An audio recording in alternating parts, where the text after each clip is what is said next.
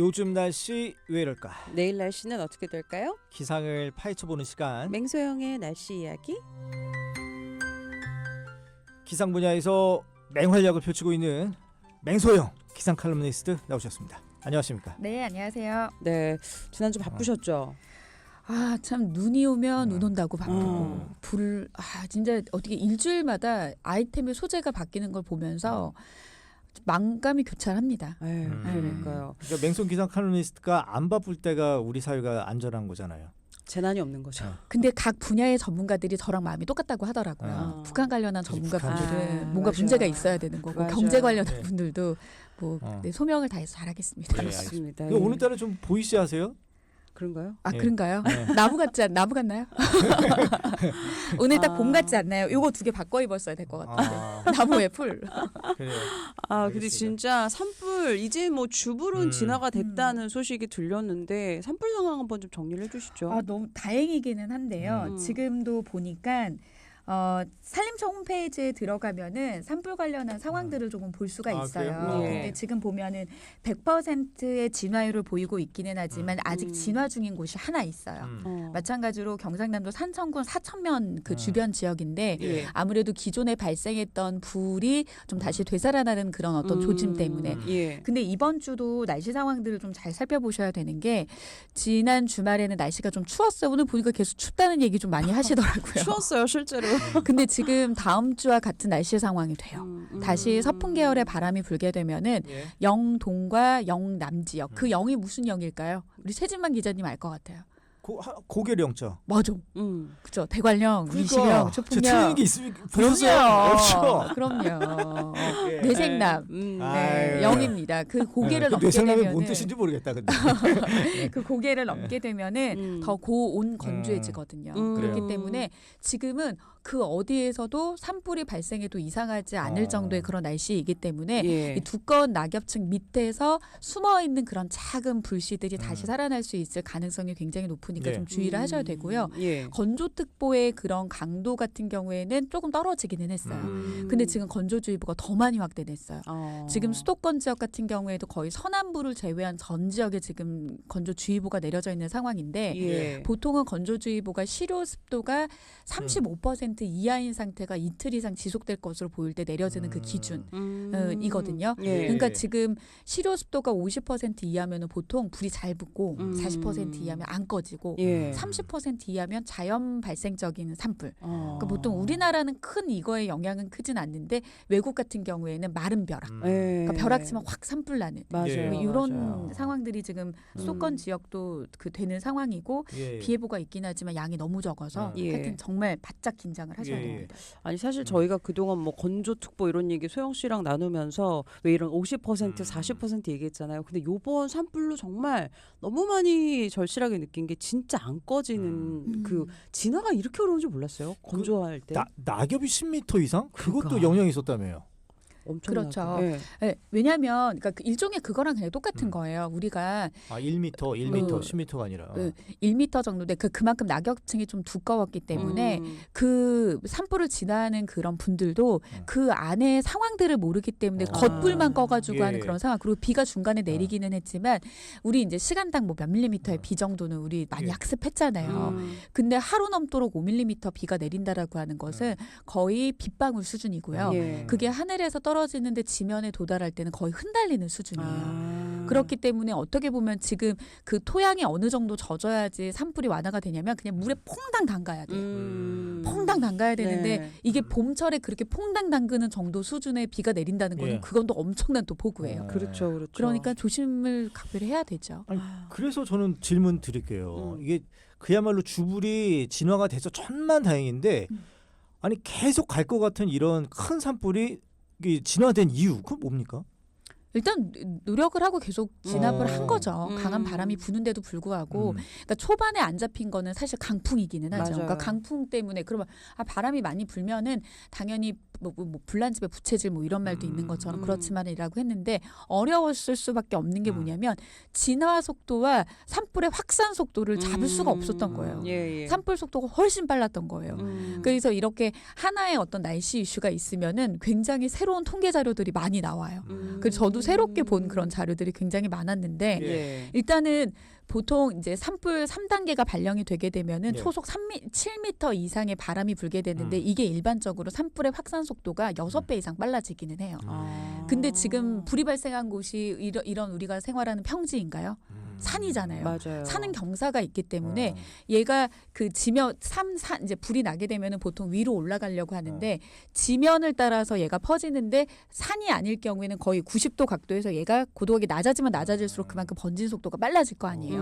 예. 그런데 보통 한 20도 이상의 경사도를 만나게 되면 얘가 살짝만 누워도 빠르게 번질 수 있는 그런 속도이기 때문에 거의 뭐 보니까 뭐 초당 번지는 그 속도가 뭐 맞아요. 0.38m 뭐 네. 요 정도로. 그러니까 이걸 분으로 따지고 시간으로 따지고 시속으로 환산을 하니까 시속 한 60km의 속도로 번진다 뭐 이런 이야기도 있더라고요. 맞아요. 그러니까 이런 것처럼 산맥도 굉장히 많았던 산지, 그러니까 그 영남 지역 주변 같은 경우에는 그리고 또 뭐 골바람이라고 해서 산맥과 산맥 사이에서 부는 바람들이 만나기 때문에 보통 우리가 서풍이 분다, 북풍이 분다는 큰 규모의 지배적인 바람을 말하는 거지. 이런 중간중간에 산맥을 만나서 돌발하는 그런 돌발풍 같은 경우에는 예측을 하기 힘들기 때문에 요번에 저는 그게 제일 마음이 아팠거든요. 진화 작업하는데 계속 불만 끄고선 그 뜨거운 그 맞아요. 화염 안에 있는데 쉬시는 분들 거의 쓰러져가지고 맞아요. 계신 그런 사진들을 보고선 정말 마음이 아프더라고요. 맞아요. 날씨가 비가 오지 않은 날씨가 이렇게 제가 날씨하면서 원망스러웠던 적은 이번이 처음이었던 것 같아요. 아, 그러니까 이 얘기를 듣고 예. 그 저도 장면들 생각나거든요. 정말 그냥 길에 정말 그냥 뭐 누워서 드실 힘도 없으시더라고요. 맞아요, 정말. 맞아요. 예, 컵라면으로 끼니 때우시는 예. 그런 모습들 기억이 납니다. 아까 우리 맹수영 기상 칼럼니스트가 우리 습도 얘기해 주셨는데 실효 습도 아까 뭐 35%뭐 이렇게 말씀하셨잖아요. 그 기준으로. 근데 이거 실효 습도, 일반 습도 이거 뭐가 저희 차이가 있어요? 뭐 몇 차례 얘기는 네. 했습니다만, 맞아요. 그러니까 예. 습도라고 하는 거는 공기 중에 머금어 있는 수증기가 어느 정도 있는지에 따라인 거예요. 그래서 오늘 춥다고 이렇게 히터를 틀어 놓으셨어요. 여기는 습도가 굉장히 떨어지는 거예요. 그렇죠. 왜냐하면 절대적인 습도라고 하는 것은 그냥 공기 1kg에 몇 g의 수분이 있느냐를 절대적으로 보는데 우리가 일반적으로 보는 습도는 그 습도를 말하지 않아요. 상대 습도예요. 기온이 올라가게 되면은 대기 중에 품을 수 있는 수증기량이 많아지는 거예요. 그러니까 여기에 지금 이렇게 기온이 팍팍팍팍 오르게 이렇게 만들면은 오히려 수증기가 놓을 수 있는 공간이 더 넓어지는 거예요. 그렇게 되면은 수증기가 상대적으로 품을 수 있는 이제 양이 더 많아지다 보니까 상대적인 그 양이 떨어지게 되는 거죠. 그러니까 이번 같은 경우에도 밤이 되면은 습도가 어느 정도 오르는 듯하지만 낮이 되면은 요번에 기온도 많이 올랐잖아요. 거의 20도 넘게 올라서 거의 3월 최고 기온을 기록했던 때도 있었거든요. 예. 그러니까 그렇게 되면 상대 습도는 또 떨어지게 되는 거예요. 그러니까 기온 자체도 불이 확산하거나 잡지 못하는 데 영향을 줄 수 있는 거고요. 예. 근데 이제 실효습도라고 하는 것은 이런 상대 습도의 가중치를 말하는 거예요. 그래서 실효습도를 만들어서 사용하는 목적 자체가 우리가 지금 습도가 몇 %다. 뭐 우리 전자식이라든지 이런 것들 보면 온습도계 나와 있는 그런 이제 것들이 있잖아요. 걔는 예. 상대 습도예요. 근데 그래요? 실효습도는 얘가 5일 동안 누적됐을 때 그 가중치를 더해서 산출하는 건데 목재와 같이 불이 잘 붙을 수 있는 물질에 대한 건조도가 얼마나 낮아져 있는지. 그러니까 이게 건조특보 같은 경우에는 한 번 비 온다고 해서 확 사라지는 게 아니에요. 그래서 그때 비 소식이 있기는 했지만 건조특보 쉽게 사라지지 않을 겁니다라고 말했던 게 뭐냐면 이 오랜 장기간 동안 지속되어 있는 건조도를 낮추기 위해서는 진짜 땅이 물에 흠뻑 젖어줘야 돼요. 근데 이제 이번 주도 비 예보가 양이 적고 예. 그리고 4월 이제 내일 4월이잖아요. 그렇죠. 이제 봄이에요. 예, 예. 이제 진짜 봄이거든요.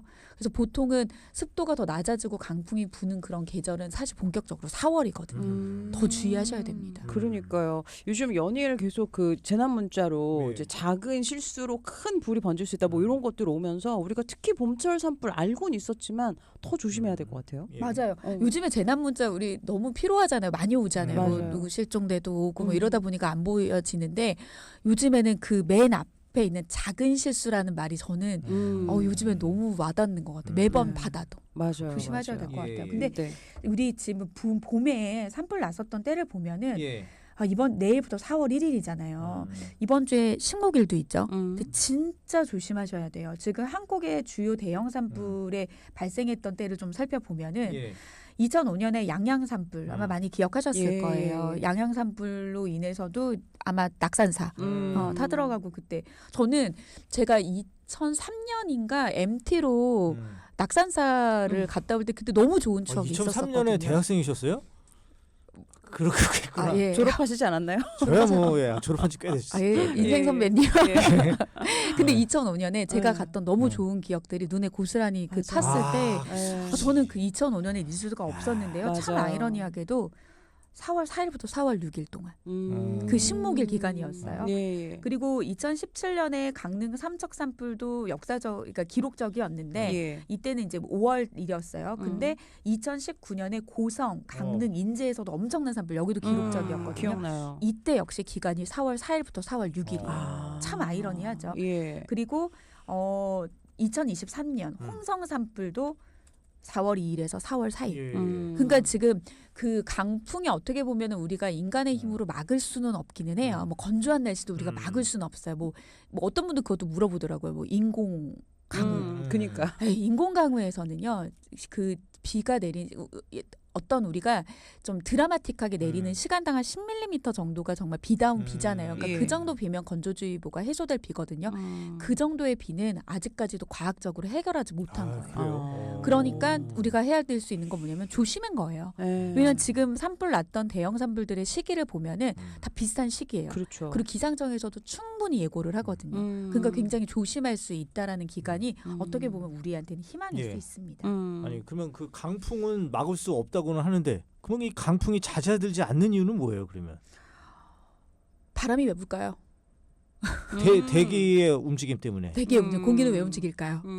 기온차. 맞아요. 기온차. 기온차 네. 굉장히 이게 간단한 거거든요. 네. 기온 온도 차이로 인해서 바람의 순환이 일어나는 거예요. 음. 근데 겨울은요, 딱 지배하는 공기가 있어요. 주인공인 공기. 차가움. 네. 여름은 뜨거운 거. 근데 봄하고 가을은요, 지배 공기가 없어요. 그러니까 지난주는 막 20도까지 기온이 올라가면은 남쪽의 따뜻한 공기 영향받고, 근데 또 겨울에 찬 공기가 또 이번에 기회를 차지하겠어라고 내려오면은 또 영하 막 보니까 막 강원도 같은 경우 영하 5도 막 맞아요. 이렇게 떨어졌더라고요. 예. 그러니까 이렇게 공기의 변화가 크다 보니까 수평적으로의 움직임도 굉장히 빠르고요. 그다음에 수직 간의 상하 간의 움직임도 굉장히 빠르기 때문에 바람이 불 수밖에 없는 바람의 계절이기도 해요. 근데 이제 이제 요즘에는 뭐 고기압, 저기압 위치 많은 분들이 날씨 공부를 요즘에 많이 하시는 것 같아요. 그러니까 지난주 같은 경우에는 서고동저형이라고 해서 서고동저 서쪽에 고기압이 있고 서고동저 서쪽에 고기압이 있고 동쪽에 저기압이 있고 이게 지난 주말 사이예요. 이런 기압 배치는 딱 겨울철 기압 배치예요. 북풍이 내려오기 딱 좋거든요. 이 바람이 이렇게 불어요. 서고동저형이면 그럼 이게 톱니바퀴 맞물리듯이 북풍이 들어오는데 지금은 뭐냐면 남고 북저형이에요. 남쪽에 고기압, 북쪽에 저기압. 그러면은 서풍 계열의 바람이 빨아들이거든요. 그러니까 고기압은 중심을 향해서 시계 방향, 저기압은 반시계 방향으로 돌기 때문에 이게 톱니바퀴처럼 맞물리면서 바람을 좌우하거든요. 이게 큰 바람의 지배적인 건데 주말에는 좀 겨울의 기압 배치였다라고 하면 이번 주는 지난주처럼 남쪽에 고기압, 북쪽에 저기압의 형태가 있다 보니까 크게 서풍이 부는 상황에서 우리나라는 어느 쪽에서 바람을 부느냐에 따라서 산을 등지고 있는 지역들이 건조해지거든요. 그러면은 서풍이 부니까 당연히 동쪽이 건조해지니까 다시 지금 숨어있는 불씨가 분명 어딘가에 남아있는 이들 지역은 또다시 긴장을 해야 되는 거죠. 그러니까요. 그 잔불이 다시 번지는 거에 대한 우려가 계속 이제 나오더라고요. 예. 그런 의견들도 그렇고. 그러면 이게 온도 차가 큰 거 이거는 결과적으로는 그 이 온난화 현상 이것 때문이겠네요. 그러니까. 그러니까 많은 분들이 또 그래요. 이렇게 불이 발생을 하고 하는 것 자체를 단기간에 기후 변화라고 하지는 않아요. 그러니까 기상과 기후라고 하는 것은 기상은 단기적으로 나타나는 어떤 날씨의 패턴에서 나타나는 거고 기후는 좀 더 장기적인 기간인 거예요. 그래서 뭐 짧게는 열흘에서 뭐 몇 개월이지만 수십 년에 걸쳐져 있는 그런 기상 상황들의 누적들의 기후 변화라고 나타날 수 있는 거거든요. 예. 그러니까 지금의 산불이 나타나고 있는 것들은 단순히 기후 변화라고 할 수는 없어요. 그러니까 지금 바람이 강하게 불었고 뭐 고온 건조할 수밖에 없는 그런 날씨 현상이 나타났고 예. 하지만 거시적인 관점에서 봤을 때 그럼 왜 이렇게 바람이 예전보다 강해졌는데 뭐 이런 것들은 기후 변화로 설명을 할 수가 있어요.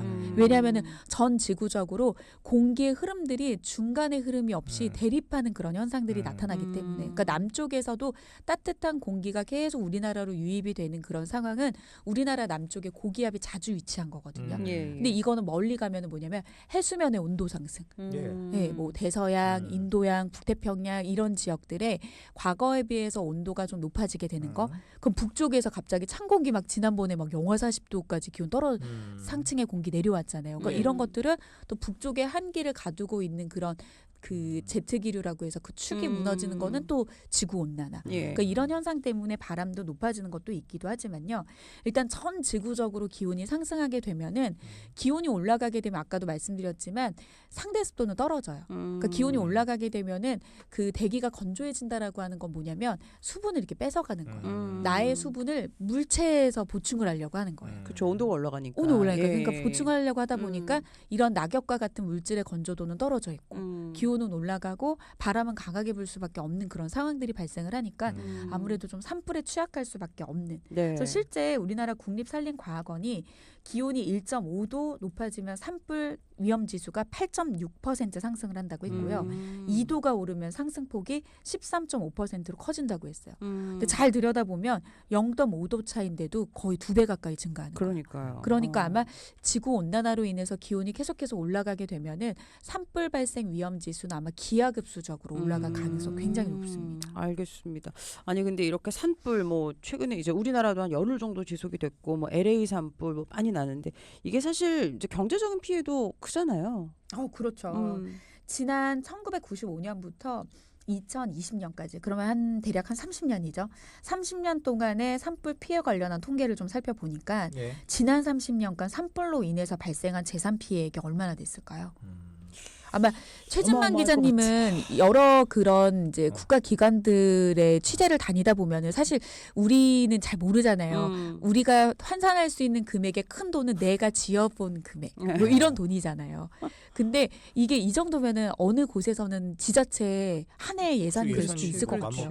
2조 4,519억 정도가 지난 30년 동안의 그런 피해액이었는데 피해액으로 재산 피해액으로 가장 강력했던 그런 산불은 얼마 안 됐어요. 2022년. 경북, 울진, 강원 삼척, 강릉 동해까지 쭉 산불이 발생했는데 그때의 재산 피해가 1조 3,363억이에요. 그러니까 지난 30년이 2조였는데 네. 얘네 한 해가 한 번에 그 며칠 동안 발생했던 산불이 절반. 지난 30년에 절반 가까이의 피해액이 났는데 예. 지금 발생하고 있는 산불들은 어떻게 보면 올해가 면적이나 뭐 여러 가지 면에서 최악이 될 거라고 하잖아요. 그러면은 올해가 최고일 가능성이 굉장히 높은데 근데 문제는 말이죠. 이런 산불의 피해 금액은 산정할 수가 없어요, 사실. 그렇죠. 예. 왜냐하면은 이 산불로 인해서 발생한 그런 어떤 산림의 피해도 있기도 하지만 생태계 피해. 맞아요. 그리고 여기에 파생되는 지금 이 이재민들 언제 집에 돌아갈 거예요. 이런 것들에 대한 여러 가지 사회적인 피해 그리고 이분들에 대한 어떤 정신적인 그런 피해라든지 이런 여러 가지들까지 산정을 한다라고 하면 그 피해 금액은 돈으로 가치적으로 환산할 수 없는 정도의 어마어마함이라고 합니다. 예. 그럼요. 이게 면적만 서울의 80배가 탔다고 하니까 진짜 이건 어떻게 환산할 수가 없을 것 같습니다. 그렇다면 아까 얘기하신 대로 지구 온난화도 계속 가속화되고 있고 앞으로 산불 그 발생할 위험이 점점 높아지고 있는데 이런 산불 대비 시스템 이런 것들 지금 어떻게 정착이 되고 있나요? 이제는 좀 바뀌어야죠. 그래서 이제 산불이 어느 정도 좀 진화가 되다 보니까 어떤 시스템적인 문제점에 대해서 많이 이제 주목을 하고 있는 것 같아요. 근데 저도 뭐 이 정도까지는 몰랐는데 이게 대비를 좀 많이 해야겠구나라는 생각들이 많이 들었거든요. 저는 가장 좀 눈에 떴던 게 이게 봄하고 가을철이 산불이 집중되는 기간이에요. 그래서 보니까 그분들이 나이가 좀 그리고 또 우리가 이제 일자리 창출과 관련한 거기 맞아요. 때문에 지역에 계셨던 이제 어르신분들이 아무래도 음. 산불을 진화하는 그러니까 이 산불을 진화하는 대원들이 소속들이 또 다르더라고요. 음. 그러니까 우리는 뭐 겉보기에 봤을 때 왜 전문가를 투입을 안 했냐 뭐 이런 이야기를 했는데 전문가를 투입할 수 없는 상황적인 게 뭐냐면 예전부터는 봄하고 가을이 기후적으로 건조했기 때문에 이때만 대응하면 됐었던 거거든요. 근데 LA 산불 뭐 말씀하셨지만 LA 산불이 지난 이제 그 겨울에 발생을 했는데 예. 참 아이러니한 게 원래 LA의 산불 조심 기간은 4월에서 10월이에요. 그러니까 우리나라로 따졌을 때는 여름철에 불이 난 거예요. 그렇네요. 그러니까 LA뿐만 아니라 우리나라도 산불 발생 그 이제 빈도수나 이런 것들을 과거 10년치 거를 쫙 나열해서 보잖아요. 옛날에는 봄하고 가을에 집중이 됐는데 이제는 연중화가 되는 거예요. 작년까지만 해도 경상북도 쪽에 2월달에 산불이 크게 발생을 했거든요. 예. 그러니까 겨울철에는 보통 산불 발생한다고 생각을 못했는데, 그러니까 이런 것처럼 연중화가 되어 있는 그런 상황들, 그리고 한 번 발생을 했을 때 대형화되는 그런 상황들, 이런 것들에 대해서 앞으로는 산불에 좀 더 취약해질 수밖에 없는 그런 기상 상황들이 펼쳐질 거기 때문에 예. 전반적인 기존의 산불 대응 시스템을 재정비해서 효과적인 예방 그리고 대응 체계가 굉장히 좀 중요합니다. 네. 일단은 통합적인 산불 관리 체계를 구축을 해야 됩니다. 예. 그러니까 산불 예방하고 대응하고 대비하고 복구하는 그 아우르는 게 어떻게 보면 통합적인 거이겠죠. 그래서 산불 이제 위험을 종합적으로 해야 되고 그다음에 예방적인 조치 같은 경우에는 뭐 연료 관리, 산림 내에 과도한 식생과 낙엽 등을 제거를 해서 그러니까 지금 같은 경우에도 아까도 말씀하신 것처럼 낙엽층이 굉장히 오래 쌓여져 있는데 결국에 연소의 세 가지 조건 중에 하나를 없애버리는 거예요. 그렇죠. 그리고 탈물질을 없애버리는 거죠. 그러니까 이런 것들도 좀 관리를 해야 되는 것도 있고 페트병 들고 다니지 말기. 뭐 그리고 뭐 방화선 구축 뭐 이런 네. 것들도 얘기가 나와 있고 예. 그다음에 이 얘기도 참 많이 했어요. 저는 저의 그 이제 대학원 지도 교수님이 산림 임업 쪽의 전문가 분이세요. 근데 어떤 얘기를 하시냐면요. 요즘에는 귀농을 많이 하신다고 하잖아요. 그렇죠. 근데 지금 이 산불이 발생하는 지역들을 보면은 그 지역에서 오랜 기간 동안 토박이로 계셨던 어르신들은 뭐 소각행위라든지 이런 걸 하더라도 발생하는 산불에 대한 대처 능력이 있다라는 거예요. 그리고 그 지역의 산림적인 특색, 토양적인 그런 것도 아시죠. 너무나도 잘 알고 있기 예. 때문에 그분들이 실수로 산불을 내지는 않을 거다. 그러니까 문제는 뭐냐면 귀농한 지 얼마 안 되신 분들 같은 경우에는 불이 만약에 발생을 했을 때 대처하거나 대응하는 능력들이 굉장히 떨어질 거라는 그런 우려의 말씀도 좀 하시더라고요. 그러니까 예. 그런 측면에서 너무 지자체나 국가를 비판하기보다는 이전은 지역 사회에 대한 어떤 교육들 그리고 일차적으로 초기 대응을 할 때 어떻게 해야 되는 그런 여러 가지들을 네. 우리가 좀 봐야 되고 예. 그다음에 이제 첨단 기술 활용하고 정책 재정 지원을 강화를 하는 데 있어서도 기상청의 어떤 예보 능력을 뛰어넘게 하는 것도 중요한 예. 기술이겠죠. 네, 네. 아니 알겠습니다. 우리 이제 그잖아요. 식목일이잖아요. 예, 그러면은 우리 좀 나무 같은 거 좀 많이 심어야 될 것 같은데, 그죠? 근데 뭐 소나무가 원래는 우리가 그 제도적으로 하기 위해서 한 건데 좀 바꿀 필요도 좀 있겠어요? 물론 이제 제가 산림 전문가는 아니기 때문에 제가 뭐 이야기를 하는 것에 대해서는 이제 저의 어떤 의견이기도 하겠지만 제가 조금 전에 말씀드렸잖아요. 임업 전문가 분 이제 교수님께 한번 여쭤봤더니 예. 소나무가 송진 때문에 잘 한번 불이 붙었다 했을 때 엄청나게 탈 수 있는 위험성이 있는 거기는 하기는 해요. 하지만 이런 산림이 형성이 되기 위해서는 기후 조건이 맞지 않으면은 우리가 억지로 심는다라고 해서 이 아이들이 잘 살아남지 그렇죠. 않거든요. 예. 그렇죠. 그러니까 예. 무조건 어떤 소나무를 탓하기보다는 근데 당연히 이제 뭐라고 뭐 수가나나 이런 여러 가지 밀집도라든지 이런 것들은 네. 뭐 중요한 우리 국가 그런 기관들이 있는 곳들에 대해서는 이런 산불이 만약에 발생을 했을 때 상황들을 좀 대비를 해서 전문가들의 어떤 의견들을 통해서 그 구축을 좀 잘해야 되는 거지 단순히 소나무를 탓해버리면 옛날에 미세먼지 고등어 탓한 거랑 되게 똑같은 거예요. 알겠습니다. 네. 이렇게 해서 오늘은 저희가 산불 관련해가지고 이야기 나눠봤고요. 지금까지 맹소영 컬럼니스트 함께했습니다. 고맙습니다. 네, 고맙습니다. 네, 고맙습니다.